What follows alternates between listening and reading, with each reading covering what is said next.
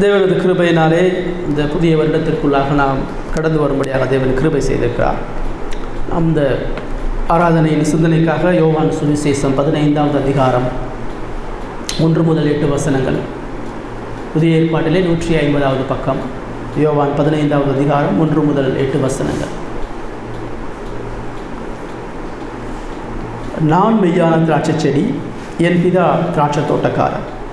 என்னில் கனி கொடாதிருக்கிற கொடி எதுவோ அதை அவர் அறுத்து போடுகிறார். கனி கொடுக்கிற கொடி எதுவோ அது அதிக கனிகளை கொடுக்கும்படி அதை சுத்தம் பண்ணுகிறார். நான் உங்களுக்கு சொன்ன உபதேசத்தினாலே நீங்கள் இப்பொழுதே சுத்தமாக இருக்கிறீர்கள். என்னில் நிலைத்திருங்கள், நானும் உங்கள் நிலைத்திருப்பேன். குடியானது திராட்சை செடியில் நிலைத்திராவிட்டால் அது தானாய் கனி கொடுக்க மாட்டாது போல நீங்களும் என்னில் நிலைத்திராவிட்டால் கனி கொடுக்க மாட்டீர்கள். நானே திராட்சை செடி, நீங்கள் கொடிகள். ஒருவன் என்னிலும் நான் அவனிலும் நிலைத்திருந்தால் அவன் மிகுந்த கனிகளை கொடுப்பான். என்னை இல்லாமல் உங்களால் ஒன்றும் செய்யக்கூடாது.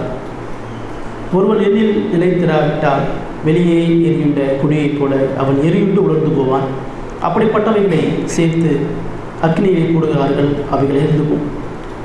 நீங்கள் என்னிலும் என் வார்த்தைகள் உங்களிலும் நிலைத்திருந்தால் நீங்கள் கேட்டுக்கொள்வது எதுவோ அது உங்களுக்கு செய்யப்படும். நீங்கள் மிகுந்த கனிகளை கொடுப்பதனால் என் பிதா மகிமைப்படுவார், எனக்கும் சீசராயிருப்பீர்கள் என்பதை. கடந்த வாரம் நம்ம வேத பாட வகுப்பில் கனி கொடுக்கக்கூடிய அவசியத்தை நம்ம பார்த்தோம்.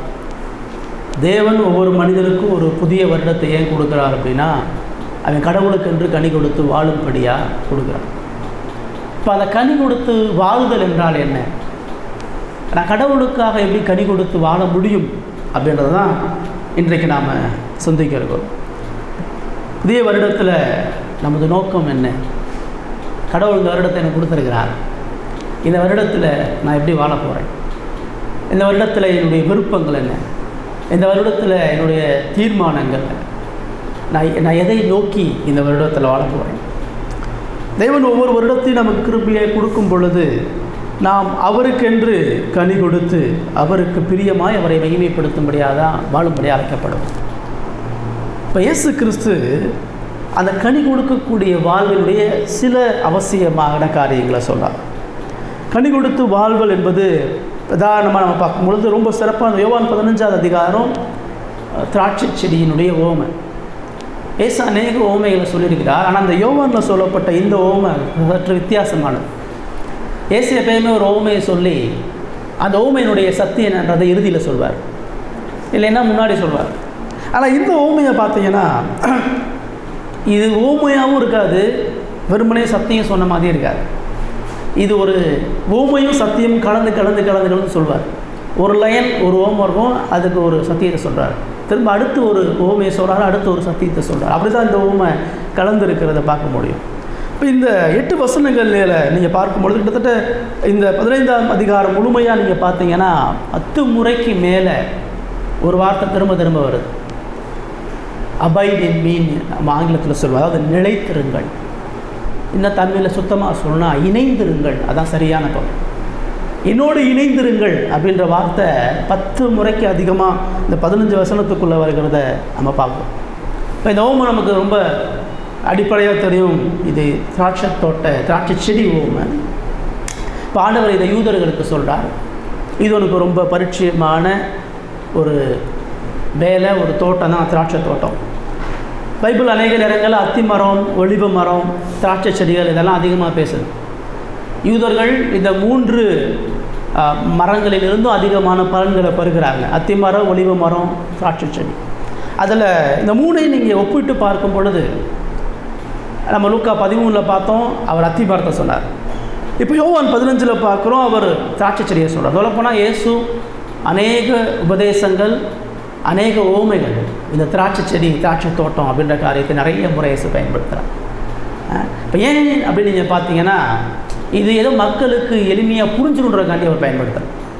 இது அவங்களுடைய வாழ்க்கையினுடைய ஒரு நிகழ்வு, அவங்க தினதோறும் செய்யக்கூடிய ஒரு விவசாயம், அதனால் அவங்களுக்கு ஈஸியாக புரியுன்றக்காண்டி பயன்படுத்துகிறார்.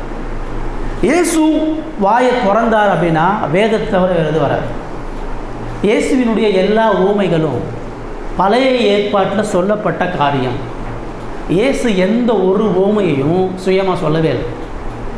ஏன்னா யோவான் 14 சொல்கிறார், நான் சுயமாக ஒன்றும் பேசுகிறதில்ல, என் பிதா எனக்கு என்ன பேசுகிறாரோ அதான் நான் பேசுகிறேன். அப்போ ஓமையை மட்டும் அவர் எப்படி சுயமாக பேச முடியும்? ஓமையை மட்டும் எப்படி மக்களுக்கு புரிய வகையில் அவர் பேச முடியும்? அப்படி இல்லை. இயேசு ஒரு ஓமையை சொல்ல வரும் பொழுது அது உட்கார்ந்துருக்கிற யூதனுக்கு பழைய ஏற்பாட்டில் எந்த சங்கீதத்தை அவர் பேசுகிறார், பழைய ஏற்பாட்டில் எந்த நிகழ்வு அவர் பேசுகிறான்னு பரிசேயனுக்கும் தெரியும், யூதனுக்கும் தெரியும். அப்போ ஓமைன்றது மக்களுக்கு எளிமையாக புரியக்கூடிய சத்தியமாக இருந்த பொழுதும் அது வேதத்துக்கு உட்பட்டு வரணும், அது வேதத்தில் சொல்லப்பட்டதாக இருக்கணும். ஓகேங்களா? அதனால தான் இயேசு இந்த ஓமையை ஏன் பயன்படுத்துகிறான்னா, இப்போ நம்ம மாஸ்டர் சங்கீதம் 80 சொல்லுது, இஸ்ரவேல் மக்கள் திராட்சை செடி, அந்த திராட்சை செடியை பிதாவாகிய தேவன் கனியேற்றிருக்கும் பொழுது அவர் பறித்து போடுகிறார். நீங்கள் திரும்ப ஏசாயா 5 பார்த்தீங்கன்னா இந்த ஓமை அப்படியே இருக்கும். ஏசாயா 5 நீங்கள் எடுத்து வாசிச்சிங்கன்னு சொன்னால் நீங்கள் வாசிக்கலாம், அப்போ தான் நமக்கு அது சரியாக புரியும். ஏசாயா 5 எடுத்து, ஏன்னா இயேசு எந்த சூழ்நிலையில் ஒரு ஓமையை சொல்கிறாருன்றதுக்கு பின்புலம் நமக்கு கட்டாயம் அவசியம். அது இல்லாமல் அதை நம்ம புரிந்து கொள்ள முடியாது. ஏசாயா 5வது அதிகாரம் 1லிருந்து 5 வசனத்தை வாசிங்க, 6 வசனத்தை வாசிங்க. ஏசாயா 5 810வது பக்கம்.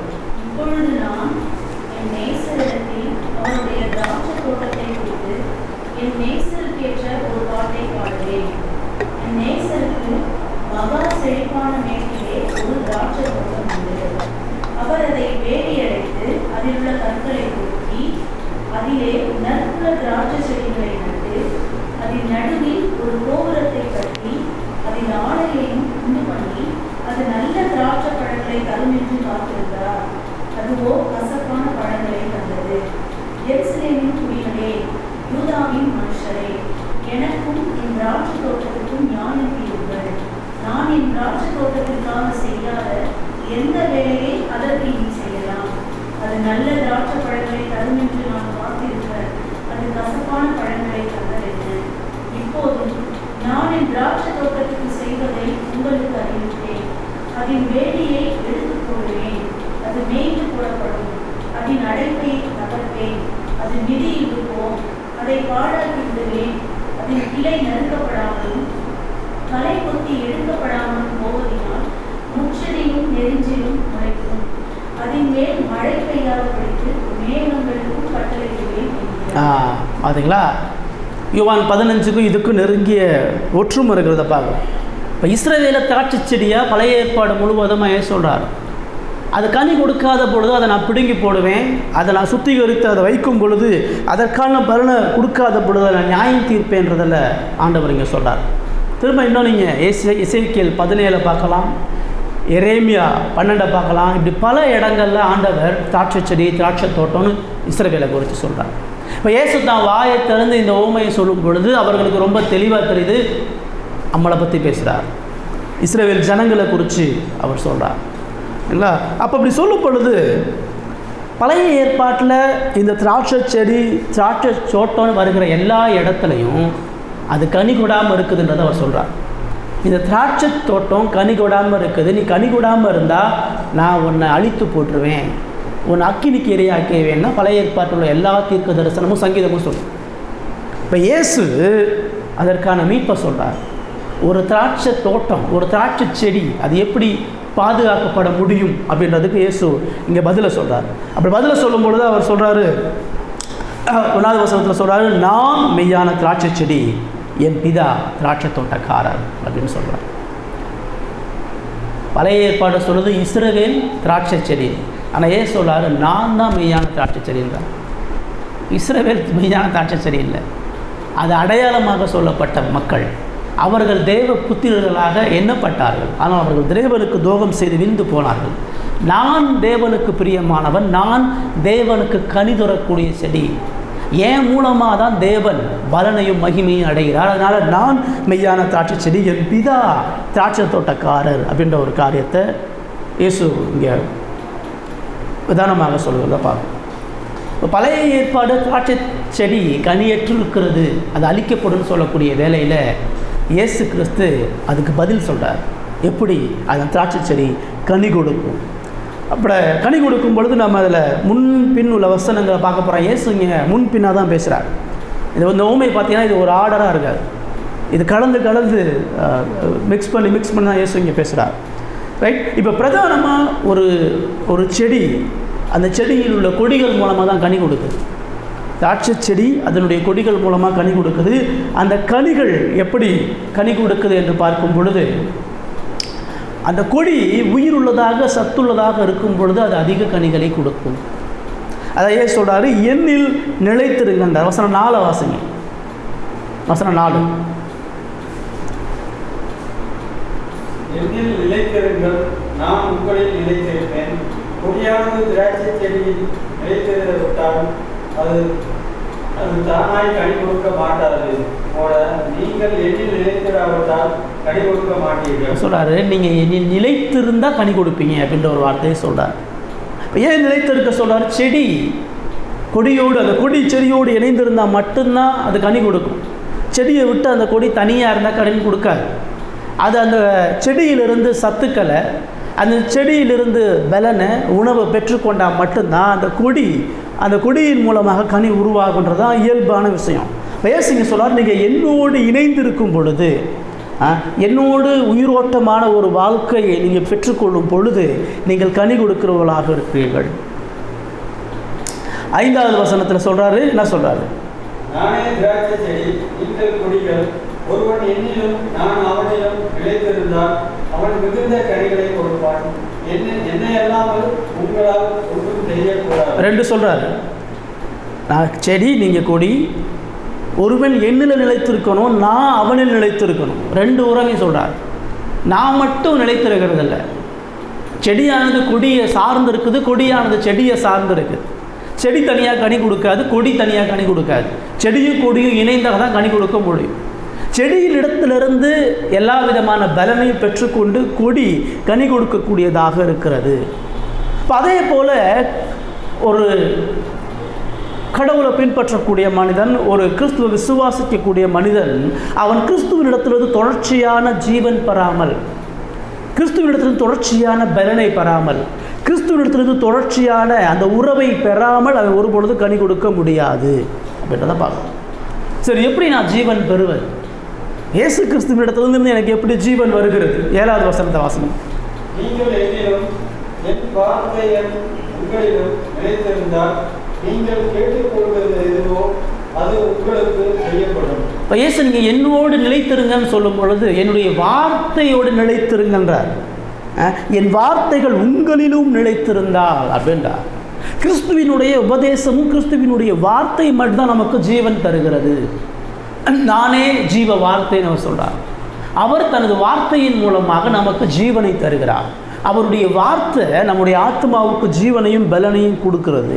அந்த வார்த்தை நமக்கு எப்படி ஜீவனை கொடுக்குதுன்னா, அந்த வார்த்தை நமக்கு அவருக்கு கீழ்ப்படிய வைக்குது. அந்த வார்த்தையை கேட்டு நாம் கீழ்ப்படிந்து வாழும் பொழுது அவருக்கென்று கனி கொடுக்கிறவர்களாக நாம் இருக்க முடியும் அப்படின்றதான் அவர் அங்கே பிரதானமாக சொல்கிறார்.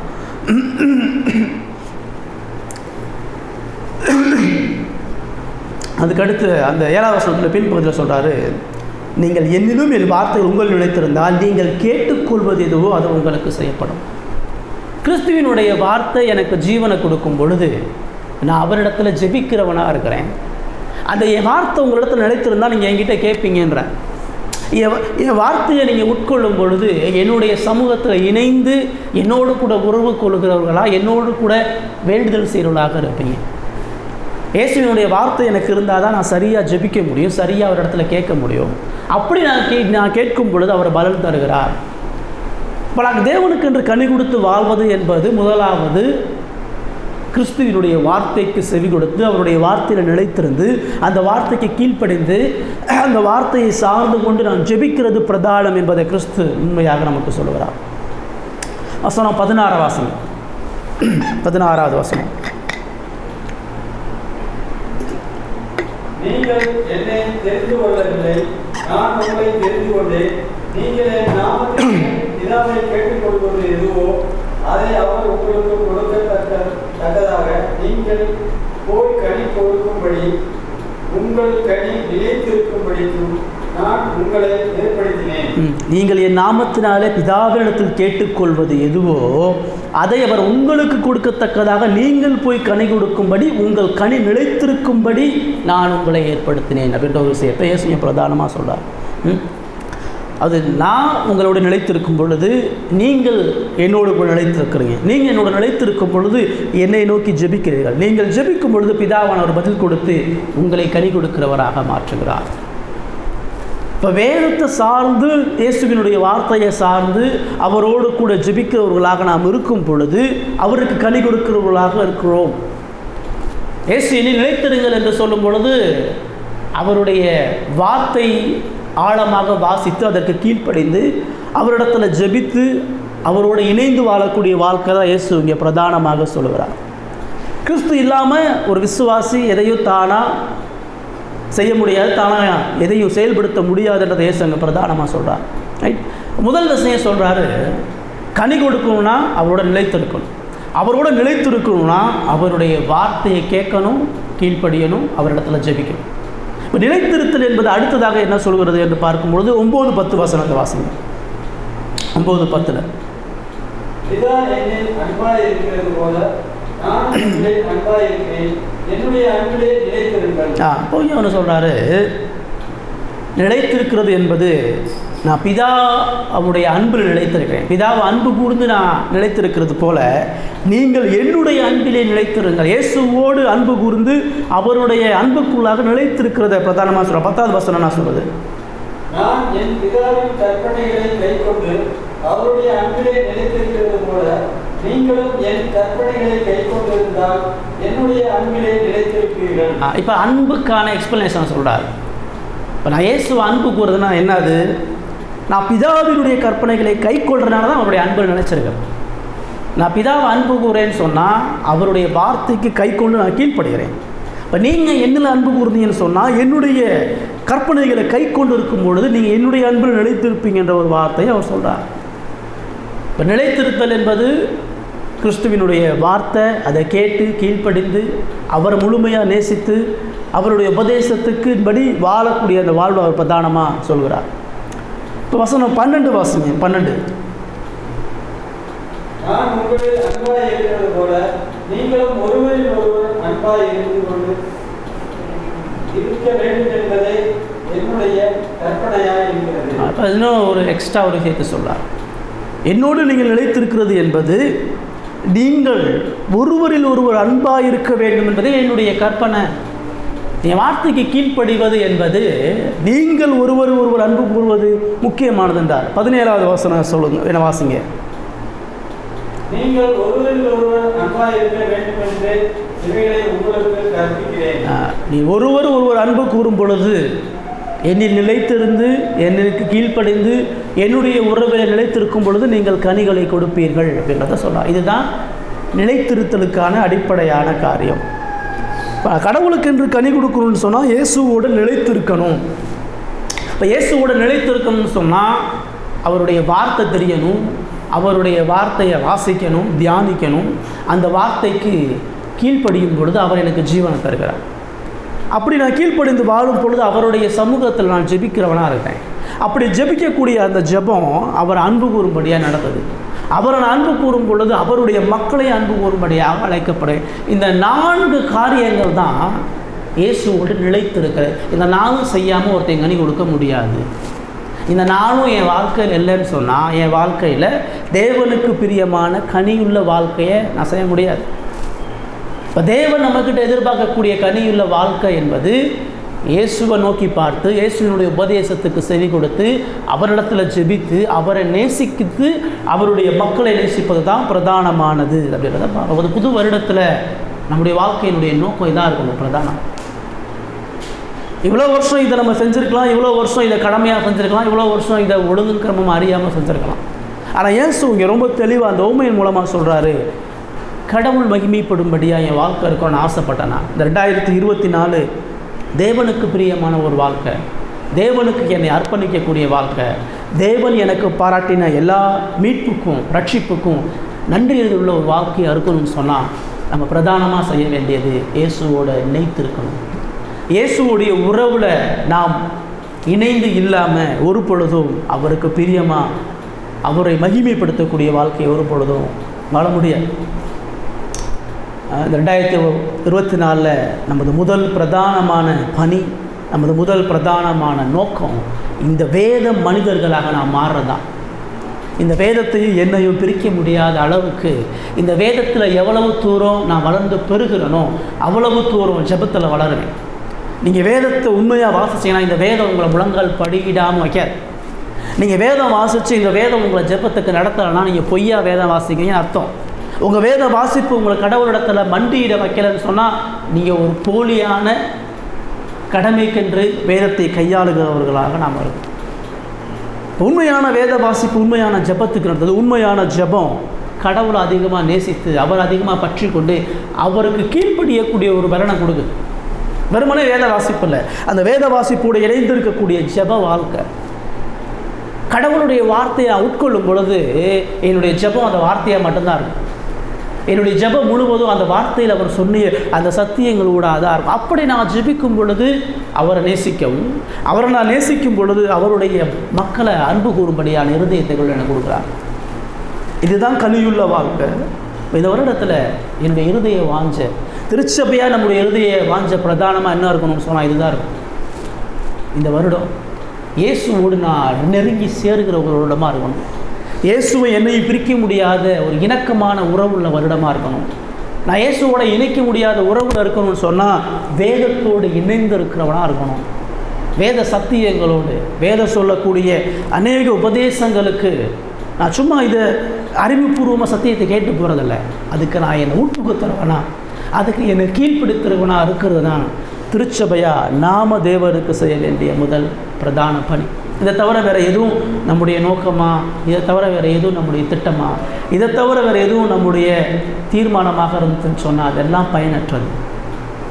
தேவ சமூகத்தில் இந்த வருடத்தில் ஆண்டவரே, இந்த புதிய வருடத்தில் இயேசுவுக்குள்ளான எனது உறவை, வேதத்துக்குள்ளான எனது உறவை, என்னுடைய ஜெப வாழ்க்கையை, உண்மை அன்பு கூறக்கூடிய அந்த அன்பு கூறுதலையும் கீழ்ப்படுதல்களையும் அதிகமாக இணைத்து கொள்ளுங்கன்னு கேட்போம். இதுதான் நம்முடைய அடிப்படை பிரச்சனை.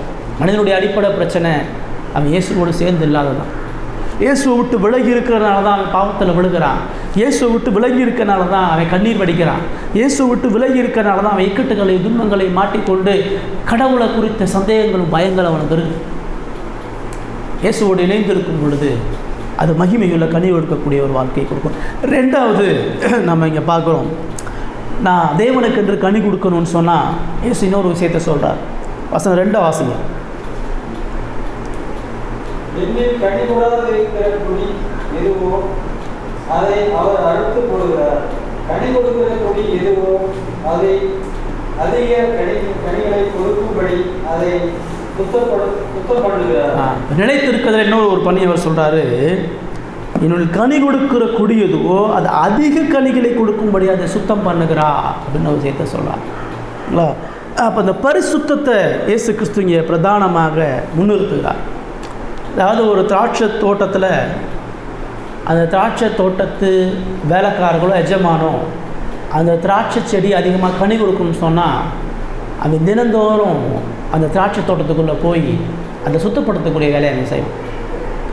அந்த செடி தொடர்ந்து சுத்திகரிக்கப்படாமல் அது கனி கொடுக்காது அவனுக்கு நல்லா தெரியும். அதனால் அந்த செடியை சுத்தம் பண்ணக்கூடிய கருவிகள் எடுத்துகிட்டு போவான். அந்த செடியில் ஏதாவது கசடு இருந்துச்சுன்னா, ஏதாச்சும் தூசி இருந்துச்சுன்னு சொன்னால், அல்லது அழுகிய பகுதிகள் இருந்துச்சுன்னு சொன்னால், கால சூழ்நிலை நிமித்தமாக அல்லது வேறு வழிகள் நிமித்தமாக அந்த செடி பலவீனப்பட்டுருச்சு, அந்த கொடிகள் எல்லாம் உலர்ந்து போயிடுச்சு அப்படின்னு சொன்னால் அவன் சுத்தப்படுத்த வேலையை செய்வான். சில நேரம் சில கொடிகள் அழுகி போயிடும். சில நேரம் அந்த சில கொடிகள் மிருகங்கள்னால் கடிக்கப்படும், வெட்டப்படும். சில நேரம் அது தூசிகளால் கூட நிரப்பப்படலாம். மண் துகள்களால் அந்த கொடிகள் பாதிக்கப்படும் பொழுது அது கனி கொடுக்காமல் போகும். அப்போ அந்த திராட்சை தோட்டக்காரன் உள்ளே போய் அதை ஒவ்வொன்றா வாட்ச் பண்ணுவான். எந்த செடி சுத்தமாக இருக்குது, எது அழுக்காக இருக்குது, எதில் கசடு இருக்குது, எதில் அசுத்தம் இருக்குது, எல்லாத்தையும் பார்த்து அதை எல்லாத்தையும் சுத்திகரிப்பான். சில இதை கட் பண்ணுவான், சில இதை தோட்டத்தில் வந்து பிடுங்கி போடுவான், சில இதை இன்னும் அதிகமாக தண்ணி ஊற்றுவான். முழுமையாக அதை சுத்திகரிக்கக்கூடிய வேலையை அவன் தினந்தோறும் ஜாக்கிரதையாக அவன் அதை செய்கிறத நம்ம பார்க்கணும். அந்த தோட்டம் பாதுகாப்பாக இருக்கணுமா அவன் செய்யணும். அவன் பாட்டுக்க விதைச்சிட்டு அதுவாக வந்துட்டு போக முடியாது, இல்லை தண்ணியை மட்டும் ஊற்றிட்டு அதுவாக வந்துட்டு போக முடியாது. அவன் ஒவ்வொரு செடியையும், அந்த செடியில் உள்ள ஒவ்வொரு கொடிகளும் சரியான முறையை வளருதா இல்லையா அவன் பார்த்து அதை சுத்திகரித்தா மட்டும்தான் அதனுடைய பலன்களை அவன் பெற முடியும். அதில் அழிவு உண்டாக்கக்கூடிய பூச்சிகள் எது இருந்துச்சுன்னா, நச்சு பொருட்கள் எது இருந்துச்சுன்னா அதை எல்லாம் அவன் கலையாமல் அது கனி கொடுக்காதுன்னு தெரியும். ஒரு சிறிய பூச்சி அரிச்சின்னு சொன்னால் அது முழு செடியை அரிச்சின்னு தெரியும். அதனால் அவன் அதை விட்டுற முடியாது. அவன் அது ஆரம்ப விஷயத்திலே அதை கட் பண்ணி அதை களைஞ்சு போட்டு அதை சுத்திகரிக்கக்கூடிய வேலையை அவன் நாள்தோறும் செய்வான். அது நாள்தோறும் சுத்தம் பண்ணப்படாமல் அது கனி கொடுக்காது. அப்போ இயேசு இதை எங்கே சொல்கிறாருன்னு சொன்னால், ஒரு மீட்கப்பட்ட ஒரு விசுவாசி இயேசுவோடு இணைந்திருக்கிறவன் அவன் நாள்தோறும் தன்னை சுத்திகரிக்கணுன்றார். நாள்தோறும் அவனுடைய பாவ சுபாவங்களிலிருந்தும் பாவத்தன்மைகளிலிருந்தும் அவன் கலைந்து போட்டுக்கொண்டே இருக்கணும். அவன் கிறிஸ்துவுக்கு கனி கொடுக்கணும்னு சொன்னால் அவன் போன வருஷம் மாதிரியே இந்த வருஷம் இருக்க முடியாது. அவன் ஒவ்வொரு நாளும் ஒவ்வொரு மாதமும் ஒவ்வொரு பாவங்களை விட்டு அவன் அடுத்தடுத்த நிலைக்கு கடந்து போயிட்டே இருக்கும். அவனிடத்துலேருந்து நிறைய கனிகள் உருவாகணும்னு சொன்னால் தான் இருதயத்தையும் தான் ஆத்மாவையும் தான் வாழ்க்கையும் தான் வார்த்தையும் அவன் தொடர்ந்து சுத்திகரித்து கொண்டே இருந்தால் மட்டும்தான் அவன் கனிகளை கொடுக்க முடியுன்றதை இயேசு சொல்கிறார். இப்போ நம்முடைய இருதயத்தை கிறிஸ்துவுக்கு முன்பாக நாள்தோறும் பரிசோதித்து பார்த்து நம்முடைய இருதயத்தினுடைய கேடான சிந்தைகளிலிருந்து நம்மளை விலக்கி பாதுகாக்கக்கூடிய வேலையை நம்ம தினந்தேறும் செய்யணும். ஒரு செடியை சுத்தம் பண்ணுறது, ஒரு தோட்டத்தினுடைய கொடிகளை சுத்தம் பண்ணுறது அவ்வளோ எளிமையான வேலை. அது ரொம்ப உன்னிப்பாக கவனமாக பார்த்து அவன் காலையில் அதை ஆரம்பித்தானா அவன் சாயந்தரம் வரைக்கும் அதை உட்காந்து அவன் சுத்தம் பண்ணிகிட்டு இருக்கிறத ஒரு காரியத்தை அவன் செய்யணும். அதனால் அந்த செடிகளில் சில காயங்கள் ஏற்படும். அந்த செடிகள் அவன் சில சுத்திகரிப்பு செய்யும் பொழுது அவன் அதை செதுக்குவான். அதுக்காக அவன் பல காரியங்களை இழக்க வேண்டிய நிலைகள் எல்லாம் இருந்தாலும் அவன் தொடர்ந்து அதை செய்யும்படியாக தேவன் அவனிடத்தில் அதை விரும்புகிறார் அப்படின்றத தான் நம்ம பார்க்குறோம். அந்த புதிய வருடத்தில் என்னுடைய வாழ்க்கையில் நான் தேவனுக்கு கனி கொடுத்து வாழணும்னு சொன்னால் என் வாழ்க்கையில் முதல்ல பரிசுத்தம் தொடர்ந்து காணப்படும். இயேசு கிறிஸ்துவுக்குள்ளாக நான் தொடர்ச்சியாக பரிசுத்தத்தில் வளர்வது தான் கனி கொடுக்கக்கூடிய வாழ்க்கை. என்னுடைய கேடான இருதயத்தை நாள்தோறும் உட்காந்து நான் தியானித்து பார்க்கணும். என் இருதயம் எங்கெங்கெல்லாம் பாவத்தில் விழுகுதுன்னு உட்காந்து நான் எழுதணும். நான் எங்கெங்கெல்லாம் வீழ்ச்சி அடைகிறேன், என்னுடைய பலவீனம் என்ன, எங்கே கோவப்படுறேன், எங்கே தவறான வார்த்தையை பயன்படுத்துகிறேன், எங்கே உறவுகளை காயப்படுத்துகிறேன், எங்கே மற்றவர்களை துக்கப்படுத்துகிறேன், எங்கே கடவுளுக்கு உதமாக நான் விலகி போகிறேன், கடவுளை என்னை பிரிக்கக்கூடிய இந்த உலகத்தினுடைய நபர்கள் யார், பொருட்கள் யார், இதெல்லாம் நான் ஆழமாக கவனிக்கணும். சும்மா பரிசுத்தமாக வாழ்கிறதுனா நான் ஆராதனைக்கு வந்துட்டேன், நான் பைபிள் வாசிட்டேன், ஜெபம் பண்ணிட்டேன், நான் யாரையும் எந்த குறையும் பேசலை, நான் அமைதியாக இருக்கிறது இல்லை. பரிசுத்தன்றது என் சுபாவத்தை நான் நாள்தோறும் வாட்ச் பண்ணுறது. என்னுடைய சுபாவம் மாறுதா நான் பார்த்துட்டே இருக்கணும். என் வாழ்க்கை நீதியும் பரிசுத்தையும் வாஞ்சிப்பதில் வளருகிறதா, என்னை பார்க்கக்கூடிய மனுஷன் ஒவ்வொரு மாதமும் ஒவ்வொரு வருடமும் ஒரு புதிய மனிதனா இயேசுவுக்குள்ளாக என்னை பலமுள்ளவனாக பார்க்குறானா, நாள்தோறும் இயேசுவினுடைய சாயம் நான் தரித்து கொண்டே வாழ்றது தான் பரிசுத்தமான வாழ்க்கை. அதுக்கு நான் பல காயங்கள் அனுபவிக்கணும். நான் என்னை இழக்கணும். நான் என்னுடைய கம்ஃபர்ட் ஜோனை விட்டு வெளியே வரணும். என்னுடைய சௌகரியங்களை விட்டு நான் வெளியே வரணும். எனக்கு பிடிச்சதை நான் செய்ய முடியாது. பல விஷயங்கள் நான் இழக்கணும். இழக்காமல் நான் பரிசுத்தத்தில் வளர முடியாது. என்னுடைய நன்மைகளை இழக்கணும். என்னுடைய இருதயம் வாஞ்சிக்கிறதை இழக்கணும். பல பரிசோதனைகளை செய்து பல சோதனைகளிலிருந்து நான் என்னை காப்பாற்றப்படுவதற்கு நான் என்னை சுத்திகரிச்சுட்டே இருக்கேன். இல்லை, இது இல்லாமல் கனி உருவாகாது. இயேசுவோடு நிலைத்திருக்கிறதுல ரெண்டாவது பெரிய பணி என் வாழ்க்கையில் பரிசுத்தமும் நீதியும் உண்மையும் கீழ்ப்படுதல் அதிகமாக காணப்படணும். ஒரு செடி ஒரு கொடியிலிருந்து மூலமாக அதனுடைய பலன்களை கொடுக்குதுன்னு சொன்னால், செடி தான் கிட்ட இருக்கக்கூடிய எல்லா சத்துக்களையும் கொடிக்கு தான் கொடுக்கும். அந்த செடியில் அந்த தண்ணி மூலமாக வரக்கூடிய எல்லா சத்துக்களும் அந்த கொடிக்கு தான் முதலாவது பிரதானமாக கொடுத்து அது அந்த கொடியை பலப்படுத்துகிறதாக. செடி தன்னை இழக்காமல் கொடியை பலப்படுத்தாது. செடி இழந்து போகாமல் கொடிக்கு தேவையான சத்துக்களை ஒரு பொழுதும் அது கொடுக்காது. இப்போ என்னுடைய பரிசுத்த வாழ்க்கையில் இயேசு கிறிஸ்து தன்னை முழுமையாக இழந்து நம்மை பலப்படுத்தும்படியா, நம்ம கடவுளுடைய உறவுகளை திடப்படும்படியா, நம்ம கடவுளுடைய வல்லமையும் அன்பையும் அறிந்து கொள்ளும்படியாக அவர் தன்னை முழுமையாக இழந்து நம்மை பரிசுத்தப்படுத்தி கொண்டே வருகிறார்ன்றதை வேதம் நமக்கு சொல்லணும். அவர் தன்னை இழக்கிறனால தான் நம்ம கனி கொடுக்குறோம். அவரோடு இணைந்திருக்கிற நாமளும் நம்ம இழக்காமல் கனி கொடுக்க முடியாது. செடியினுடைய சத்துக்கள் கொடிக்கு போகுது, கொடியினுடைய சத்துக்கள் பழத்துக்கு போகுது. கொடியினுடைய சத்துக்கள் பழத்துக்கு போகாமல் பழம் உருவாகாது. ஒரு பழம் சுவையாக இருக்குதுன்னு சொன்னால் அந்த செடி பலம், அந்த செடியும் அந்த கொடியும் பலம் உள்ளதா, ஆரோக்கியம் உள்ளதா, ஒன்று இணைந்து ஒன்று இழக்கிறனால தான் அது கனி கொடுக்குது. பேசாதீங்க ரொம்ப தெளிவாக இயல்பாக சொல்கிறாரு. நான் பரிசுத்தல பாருன்னு சொன்னால் இயேசு கிறிஸ்துவுக்காக இழந்து நான் வாழும் பொழுது கனி கொடுக்கும்படியாக நான் அழைக்கப்படுகிறேன். வசனம் 3 வாசிங்க. நான் உங்களுக்கு சொன்ன உபதேசத்திலே நீங்கள் இப்பொழுதே சுத்தமாக இருக்கிறீர்கள். திராட்சை தோட்டக்காரன் அந்த கொடியை சுத்திகரிக்கிறது போல கிறிஸ்து உங்களை என்னை சுத்திகரிப்பதற்கு அவருடைய வார்த்தையை தான் பயன்படுத்துகிறார். வேதம் இல்லாமல் எனக்கு பரிசுத்தம் உருவாகாது. நான் வேதம் இல்லாமல் இயேசுவோடு இணைய முடியாது. அதே வேளையில் வேதம் இல்லாமல் பரிசுத்தலையும் கிறிஸ்துவுக்குள்ளாயும் ஒரு பொழுதும் வளர முடியாதுன்றதை இயேசு இங்கே பிரதானமாக அவர்களுக்கு சொல்கிறார். எபேசியர் 5:26 வாசிங்க. எபேசியர் 5:26 வசனம்.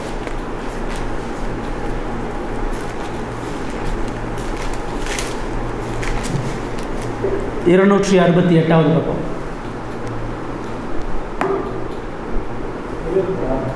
ஆ 268 எபேசியர் 5:26. நாம் அதை திருவசனத்தை கொண்டு தண்ணீர் ஊற்றினால் சுத்திகரித்து பிரசுத்தமாயிருக்கிறதும். 77 கரைத்திரை முதலானவற்றை ஒன்றும் இல்லாமல் பரிசுத்தமும் கொலையற்றதுமான மகிமையுள்ள சபையாகிய அதை தமக்கு முன் நிறுத்திக் கொள்ளத்தக்கதற்கு தம்மை தாமே அதற்காக ஒப்பு கொடுத்தார். பார்த்தீங்களா, அவர் தமது திருவசனத்தை கொண்டு நம்மளை சுத்திகரித்து கரை திரை முதலானவைகள் ஒன்றும் இல்லாமல் நம்மளை பரிசுத்தமும் பிழையற்றுமா ஆக்குவதற்கு நம்மை அதற்கென்று ஒப்பு கொடுத்துருக்கிறார்ன்றதை அவர் இங்கே பிரதானமாக சொல்கிறார். அப்போ வேத வாசிப்பு என்னை பரிசுத்தப்படுத்துது. வேதத்தினுடைய வசனத்தின் மூலமாக உபதேசத்தின் மூலமாக தான் என் வாழ்க்கையில் பரிசுத்தமாக நான் வளர முடியுன்றதை கிறிஸ்து அந்த ஓமையின் மூலமாக அவர்களுக்கு சொல்கிறார். அப்போ நான் தினந்தோறும் வேத வாசிக்கிறது என்னை பரிசுத்தப்படுத்தனா என்ன அர்த்தம்? நான் போலியாக வேத வாசிக்கேன்னு அர்த்தம். என்னுடைய வேத வாசிப்பு என் வாழ்க்கையில் பரிசுத்த நீதியை உண்டு பண்ணலன்னு சொன்னால் நான் கடமைக்கென்று வாசிக்கிறேன். என் வாசிப்பில் உண்மைத்தன்மை இல்லை. நான் வெறுமனே ஒரு முஸ்லீம் எப்படி குரானை வாசிக்கிறானோ, ஒரு இந்து எப்படி மந்திர ஓதுறானோ அப்படி நான் பைபிளை படிக்கிறேன்னு அர்த்தம். அவர் சொல்கிறாரு, என் உபதேசத்தினால நீங்கள் சுத்தமாக ஆகுறீங்கன்றார். அப்போ எனக்கு சுத்தம் ஏற்படலாம் என்ன அர்த்தம்? அந்த வார்த்தையை நான் சரியான முறையில் கை கொண்டு சரியான முறையில் உட்கொள்ளலைன்றது தான் அவர் இங்கே பிரதானமாக இயேசுங்க சொல்கிறார். அப்போ நான் இந்த புது வருடத்தில் நான் கடவுளுக்கு மகிமையாக கடவுளுக்கு கனி கொடுத்த வாழ்க்கை வாழணும்னு சொன்னால் நான் இயேசுவோட இணையணும். இயேசுவோட இணைந்திருக்கிற வாழ்வது என்பது வேதத்தோடு இணைந்திருக்கிற வாழ்க்கை. இப்போ நான் வேதத்தோடு இணைந்திருக்கும் பொழுது அவருக்கு முன்பாக ஜெப வாழ்க்கையில் வளர்கிறேன். அவரை நேசிக்கிறவனாகிறேன். அவருடைய மக்களை நேசிக்கிறவனாகிறேன். அடுத்தபடியாக பரிசுத்தத்தில் வளருகிறேன். பரிசுத்தத்தில் வளராமல் எவனும் நான் இயேசுவோட இணைஞ்சிருக்கேன்னு சொல்ல முடியாது. பரிசுத்தம் காணப்படாமல் நானும் இயேசுவும் நல்லா இருக்கிறோன்னு யாரும் சொல்ல முடியாது. இப்போ என் வாழ்க்கையில் பரிசுத்தம் இல்லைன்னா நான் இயேசுவோட இல்லைன்னு தான் அர்த்தம். இயேசு இந்த ஓமையின் மூலமாக அவர்களுக்கு ரொம்ப தெளிவாக சொல்கிறார். ஒரு தோட்டக்காரன் அவன் அந்த செடியை பரிசுத்தப்படுத்தாமல் அதில் கனி எதிர்பார்க்க முடியாது. என் தோட்டத்தில் கனிகள் இருக்கணும்னா நான் அந்த செடியை நாள்தோறும் உத்து பார்க்கணும். நாள்தோறும் அதோடைய கசடுகளை களைஞ்சு போடணும். அதில் அழுகிருக்கிறதெல்லாம் நான் கட் பண்ணணும். அதில் நான் எழுந்து போக வேண்டிய பல காரியங்களை செஞ்சால் தான் அந்த கொடியிலேருந்து நான் கனி எதிர்பார்க்க முடியும். இப்போ ஒரு விசுவாசியாக நான் கிறிஸ்துவுக்கு கனியுள்ள ஒரு வாழ்க்கை வாழணும், தேவனுக்கு பிரியமாக வாழணும்னு சொன்னால் என் வாழ்க்கையில் பல காரியங்கள் நான் இழக்கணும். என் வாழ்க்கையில் பல தீர்மானங்களை நான் கொண்டு வரணும். நான் என்ன வேதத்தினூடாக பரிசுத்தப்படுத்துவதற்கு, இயேசுவினுடைய உபதேசம் என்னை பரிசுத்தப்படுவதற்கு என்ன நானே காயப்படுத்த வேண்டிய காரியங்கள் செய்யணும். என் இறுதியை எதை வாஞ்சிக்கிறதோ அதை நான் செய்யாமல் இருக்கிறேன்றது மிக மிக கடினமான ஒரு பணி. என்னுடைய முதல் எதிரி நான் தான். என்னுடைய முதல் எதிரி என் சொந்த இருதயம். இதை உணராமல் ஒரு பொழுதும் கிறிஸ்துவனுடைய சீசனாக அவருடைய மகிமைக்கு கனி கொடுக்கக்கூடிய நபர்களாக வாழணும். இப்போ இந்த புது வருடத்தில் நமது 2வது பிரதான நோக்கம் இயேசுவுக்கு பரிசுத்தமாக நான் வாழணும். என் வாழ்க்கையினுடைய பரிசுத்தம் தான் ஒரு மனிதனை கிறிஸ்துவினுடைய அன்பையும் கிறிஸ்துவினுடைய மகத்துவத்தை அறிந்து கொள்வதற்கு உதவும். என்னுடைய பிரசங்கம் இல்லை, என்னுடைய உபதேசம், நான் மற்றவனுக்கு செய்யக்கூடிய நன்மை கிடையாது, சமுதாய உதவி கிடையாது. ஒரு வியாதி உள்ளவனை பார்த்து அவனுடைய வியாதிக்கு வேண்டிய பணத்தை கொடுக்குறதோ மருந்து கொடுக்குறதோ அவனுக்கு அன்பை காட்டுறது கிடையாது. இயேசு எல்லா இடத்துலையும் ரொம்ப தெளிவாக சொல்கிறாரு, அவர் வேத வசனத்தை பயன்படுத்தி மட்டும்தான் ஜனங்களுக்கு வேண்டிய ஆவிக்குரிய நன்மைகளையும் பரிசுத்தத்தையும் நீதியையும் அவர் காண்பிக்கிறவராக இருந்தார். எவ்வளோ வருஷம் இயேசுவை நம்ம அறிஞ்சிருக்கிறோம், எவ்வளோ வருஷம் அவருடைய வார்த்தையை கேட்டுருக்கிறோம், எவ்வளோ தூரம் பரிசுத்தத்தில் வளர்ந்துருக்கிறோம். நம்ம பார்க்குறவன் இன்னமும் நம்மளுடைய பாவ சுபாவத்தையும் தன்மையும் பார்த்தான்னு சொன்னால் நம்ம இயேசுவோடு இணைஞ்சிருக்கோம் நம்ம எப்படி சொல்ல முடியும்? என்னுடைய வாழ்க்கை வருடம் தோறும் பரிசுத்தத்தில் வளராமல் போனால் நான் எப்படி இயேசுவோட இணைஞ்சிருக்கேன்? நான் இயேசுவோட இணைஞ்சிருக்கேன்னு சொன்னால் என் வாழ்க்கையில் பரிசுத்தத்தை நாள்தோறும் நான் 365 நாள் எதுக்குன்னா 365 நாள் இப்போ கடவுள் கொடுக்க போகிறார். 1ஆம் தேதி நீ ஆரம்பிச்சிருச்சு. இப்போ டிசம்பர் 31ஆம் தேதி வர என்னுடைய 2வது பெரிய ஒரு பணி என்னன்னா, என் சொந்த இருதயத்தை நான் ஆராய்ச்சி பார்த்துட்டே இருக்கும். என் இருதயம் எவ்வளோ கேடுன்றதை உணர்ந்துட்டே இருக்கும். என் இருதயம் எவ்வளோ மோசமான இடத்துக்கெல்லாம் போகுது, எங்கெங்கெல்லாம் நான் பாவம் செஞ்சுட்டே இருக்கேன், எங்கெங்கெல்லாம் இயேசுவோடு இருக்கக்கூடிய அந்த உறவுலேருந்து யார் யார் என்னை பிரிக்கிறா, எது என்னை பிரிக்குது, எதையும் இழப்பதற்கு தயாராக இருக்கும், எந்த உறவை முறிப்பதற்கும் தயாராக இருக்கும், எந்த சௌகரியத்தை இழப்பதற்கு தயாராக இருக்கும். இயேசு கிறிஸ்து தான் வாழ்க்கையில் அதை ரொம்ப தெளிவாக செஞ்சார். இயேசு எந்த இடத்துலையும் அவர் பாவத்தோட சமரசம் பண்ணவே இல்லை. அதுக்கு அவர் பல விலைக்கிரியத்தை கொடுக்க வேண்டியது இருந்துச்சு. இப்போ இயேசுடைய சிலுவை மரணம் ஒத்து பார்த்தீங்கன்னா அவர் பாவத்துக்கு சமரசம் பண்ணாதனால தான் அவரை கொண்டாங்க. அவர் பரிசுத்தமாக வாழ்ந்தனால தான் அவருடைய மரணம். அவர் அந்த மக்களுக்கு ஏற்ற மாதிரி கொஞ்சம் வளைஞ்சு கொடுத்துருந்தாரும் அவர் சிலுவையில் போக வேண்டிய அவசியம் இல்லையே. தான் குடும்பத்தை இழந்தார், தான் சார்ந்திருக்கக்கூடிய சமுதாய தலைவர்களுடைய எதிர்ப்பை சம்பாதிச்சார், தன்னை சுற்றி இருக்கக்கூடிய சீசர்களுடைய எதிர்ப்பை சம்பாதிச்சார். எல்லாராலையும் புறக்கணிக்கப்பட்டு பரியாசப்பட்ட பொழுதும் பரிசுத்தத்தை அவர் பாதுகாத்து இன்றைக்கி அதனால தான் அவர் தேவனாக இருக்கிறார். இந்த உலகம் முழுவதும் அவருடைய பரிசுத்த வாழ்க்கை தான் திருச்சபையை பாதுகாக்குது, அவருடைய ராஜ்யத்தை நிலைநிறுத்துகிறதாக இருக்கின்ற. 3வது கடைசியாக இந்த ஓமையிலிருந்து நம்ம பார்க்கக்கூடிய விஷயம், முதல்ல பார்க்குறோம் கனியற்ற தேவனுக்கு கனியுள்ள வாழ்க்கை என்பது இயேசுவோட வேதத்தோடு இணைந்திருக்கிறது. 2வது அவருக்கு பரிசுத்தமாக வளர்வது. 3வது 2வது வசனத்தை வாசிங்க. அதை அவர் அறுத்து போடுகிறார், கனி கொடுக்கிற கொடி எதுவோ அது அதிக கனி கொடுக்கும்படி அதை சுத்தம் பண்ண. நான் ஏற்கனவே சொன்னேன், இது ஊமை கலந்த சத்தியத்தோடு மாறி மாறி தான் அவர் பேசிட்டு வர்றார். இப்படி பாசிட்டு வரும் பொழுது 2 விஷயத்தை சொல்கிறாரு. கனி கொடுக்கிற கொடி அதிக கனிகளை கொடுக்கும்படி செய்கிறார். ஆனால் முதல் பிரதானமாக கனி கூடாது இருக்கிற கொடி எதுவோ அதை அவர் அறுத்து போடுகிறார்ன்றதே சொல்கிறார். அப்போ என்னது? கனி கூடாத சில கொடிகளும் இருக்குன்னு அர்த்தம். திராட்சை செடியில் எல்லா கொடியும் கனி கொடுக்காது. சில கொடி செடியோடு இணைந்த மாதிரியே கொடித்தனமாக இருக்கும். அதை நீங்கள் உடனே கண்டுபிடிக்க முடியாது. அது உலர்ந்து போனதுக்கப்புறம் தான், காஞ்சு போனதுக்கப்புறம் தான் கண்டுபிடிப்பீங்க, ஐயோ இது செத்து போன ஒரு கொடியாக இருக்குது அப்படின்னு சொல்லி. அந்த செடியிலேருந்து வரக்கூடிய அந்த சத்து அதுக்கு நிறுத்தி பல மாதங்கள் ஆகிருக்கும், பல நாட்கள் ஆகிடும். அது கொஞ்சம் கொஞ்சமாக அந்த செடியிலிருந்து அந்த அந்த உறவை பிரிந்து நீங்கள் பார்த்தீங்கன்னா அந்த செடியோடு ஒட்டி இருக்கிற மாதிரியே இருக்கும். ஆனால் அந்த செடியிலேருந்து எந்த சத்துக்களையும் எந்த பலத்தையும் அந்த கொடி வராது. அப்போ அது கொஞ்சம் கொஞ்சமாக அழுகி கொஞ்சம் கொஞ்சமாக அது காஞ்சி உலர்ந்து போயிடும். இப்போ அந்த கொடி, அந்த அழுகி போன அந்த கொடி சுற்றியுள்ள எல்லாத்தையும் அழிச்சு போடும். அந்த அழுகி போன அந்த ஒரு கொடி பக்கத்தில் இருக்கிற எல்லாத்தையும் கரை பிடிச்சி கனி கூடாமல் ஆக்கிடும். அதனால தான் அந்த தோட்டக்காரை நாள்தோறும் பார்த்து எதெல்லாம் அழுகி இருக்குதோ அதை முதல்ல தூக்கி போகிறான். அந்த ஓமையில் அவர் பிரதானமாக அதை தான் சொல்கிறார். கனி கூடாது இருக்கிற கொடியை அவர் அறுத்து போடுறாரு அப்படின்றத இயேசு இங்கே பிரதானமாக அவர் சொல்கிறார். சரிங்களா? அந்த செடியில் போலியான கொடிகள் இருக்குது. எப்பயுமே ஒரு தோட்டத்தில் பார்த்தீங்கன்னா அதில் களைகள் இருக்கும், பதர்கள் இருக்கும், அதில் கழித்து போட வேண்டிய பல குப்பை இருக்கும்.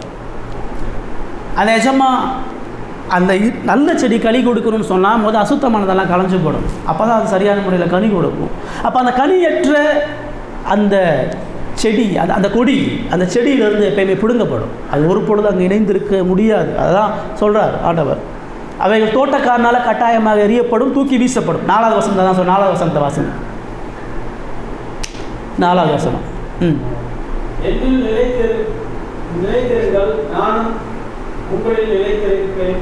கொடியான திராட்சை செடியில் நிலைத்திராவிட்டால் அது தானாய் கனி கொடுக்க மாட்டாது போல நீங்களும் என்னில் நிலைத்திராவிட்டால் கனி கொடுக்க மாட்டீர்கள். அப்போ அந்த கொடி அதில் தொடர்ந்து நிலைத்தில்லாமல் சும்மா பேருக்கு ஒட்டி கொண்டு இருக்குதுன்றாரு. நீங்கள் தொடர்ச்சியாக நிலைத்தில்லைன்னு சொன்னால் நீங்கள் ஒரு பொழுதும் கனி கொடுக்க மாட்டீர்கள் அப்படின்றத இயேசு அங்கே பிரதானமாக அவர்களுக்கு முன்வைக்கிறார். ரைட், 6வது வசனத்தை வாசனம். ஒருவன் என்னில் நிலைத்திராவிட்டால் வெளியே எரியுண்டு கொடியைப் போல அவன் எரியுண்டு உலர்ந்து போவான். அப்படிப்பட்டவைகளை சேர்த்து அக்கினியிலே போடுகிறார்கள், அவைகள் எரிந்து போகும். அதனுடைய முடிவை சொல்கிறார்.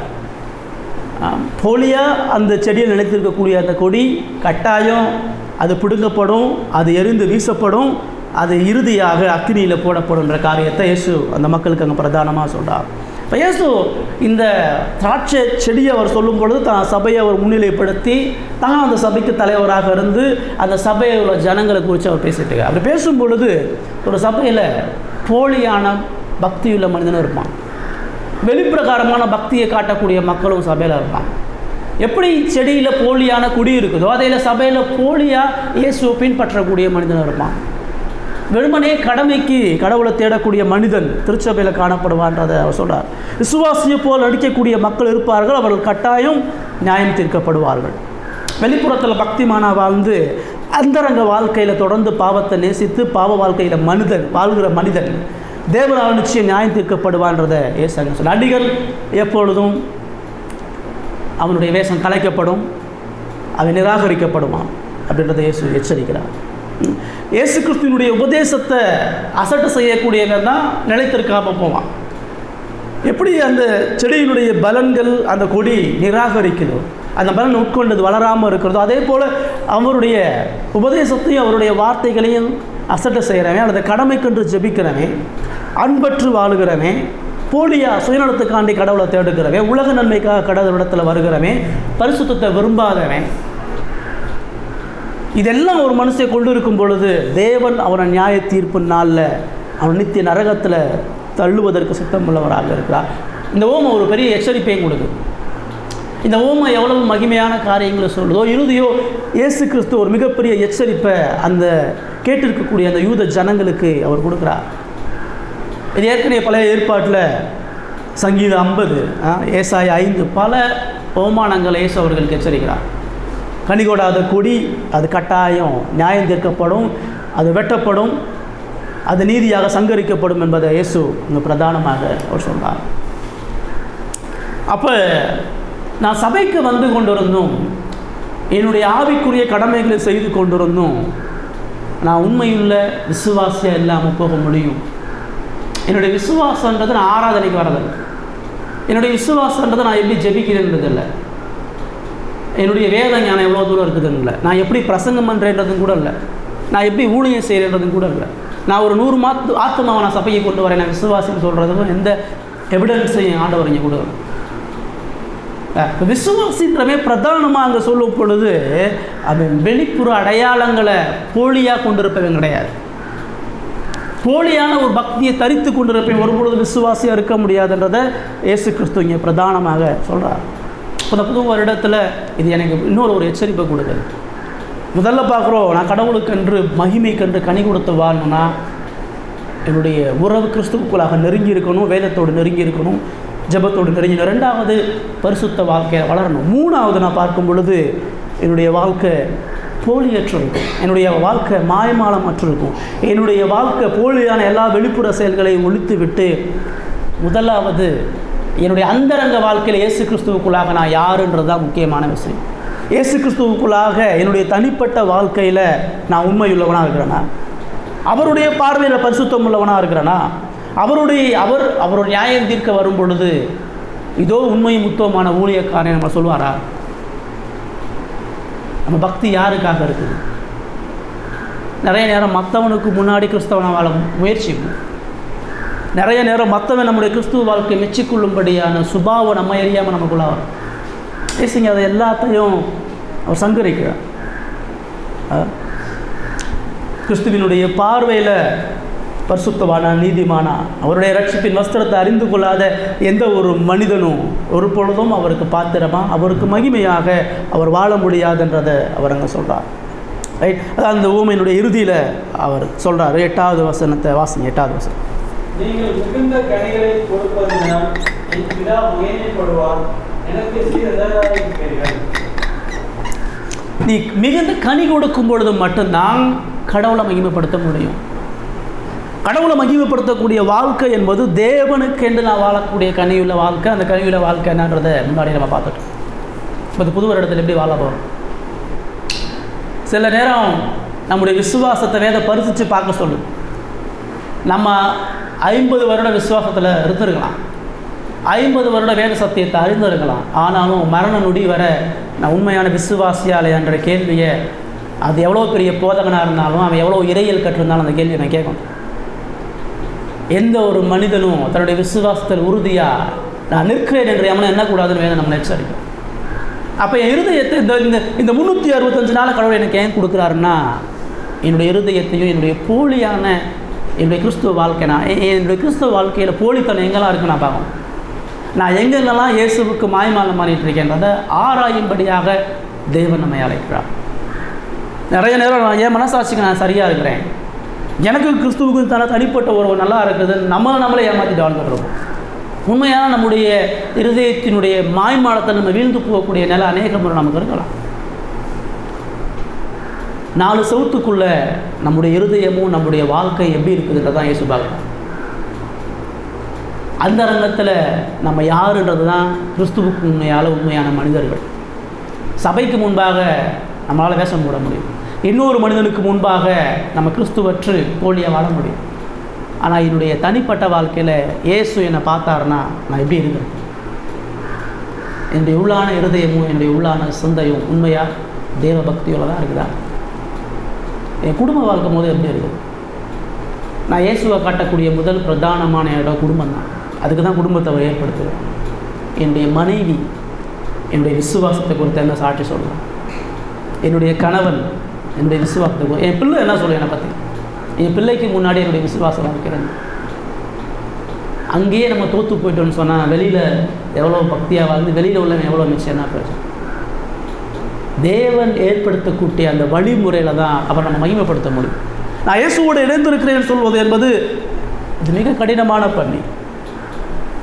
ஒரு உண்மையான விசுவாசி அவன் கிறிஸ்துவுக்குள்ளாக தொடர்ந்து தன்னை சீர்படுத்தி வாழுகிறவன். அதான் நம்ம சீர்திருத்த சபைன்னு வச்சுருக்கோம்.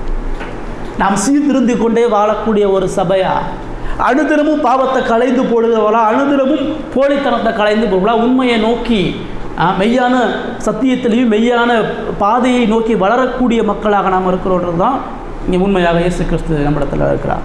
இப்போ அந்த ஆராய்ஞ்சு பாருங்கள், இந்த புதிய வருடத்தில் என்ன தீர்மானம், என்ன ஆசை, என்ன விருப்பம் நம்முடைய வாழ்க்கையில்? இல்லைங்க, என் வாழ்க்கை இந்த வருஷம் நான் இயேசுவுக்கு அர்ப்பணிக்க போகிறேன், இந்த வருஷம் கடவுளுடைய மகிமைக்காண்டி நான் வாழ போகிறேன்னா இந்த 3 முதல் இருக்கணும். கனி கொடுக்கக்கூடிய வாழ்க்கை, இயேசுவோடு என்னுடைய உறவு நான் இன்னும் அதிகமாக பலப்படுத்தணும், இயேசுவோடு இன்னும் அதிகமாக இணைஞ்சிருக்கணும். அப்படின்னா வேதத்தோடு இணைஞ்சிருக்கணும். வேத அறிவில், வேத ஞானத்தில், வேதத்துக்கு கீழ்ப்படிவதில், வேதத்தை பயிற்சி வைக்கிறதுல, வேதம் என்னிடத்துலேருந்து எல்லா இடங்களும் வெளிப்படத்தக்கதாக நான் வளரணும். 2வதாக பரிசுத்தத்தில் நான் வளரணும். என்னுடைய பாவ சுபாவங்கள் கடந்த கால வாழ்க்கையிலிருந்து அநேக காரியங்களை விட்டு நான் விலகி அதை நோக்கி போகணும். 3வது என்னுடைய மாய்மாலமான போலித்தனமான பக்தியான நிலைகளிலிருந்து மனம் திரும்பி கிறிஸ்துவை நோக்கி நான் பார்க்கும் பொழுது நான் மகிமையுள்ள அவருக்கு பிரியமுள்ள வாழ்க்கையாக வாழ முடியும். இதுதான் அவருடைய சிலுவை மரணம் பிரதானமாக சொல்கிறேன். நீங்கள் சிலுவையை நோக்கி பார்த்தா தான் இந்த 3 நடக்கும். சிலுவை மரணத்தை நீங்கள் ஆழமாக உத்து கவனிக்கும் பொழுது பாவிகள் மீதான இயேசு கிறிஸ்துவினுடைய அன்பினுடைய பிரவாகம். ஒரு பாவி எவ்வளவு தூரம் தேவனோடு இணைந்து அவரை மகிமைப்படுத்தும்படியாக வாழ முடியுன்றதுக்கு மிகப்பெரிய எடுத்துக்காட்டு அவருடைய மரணம்.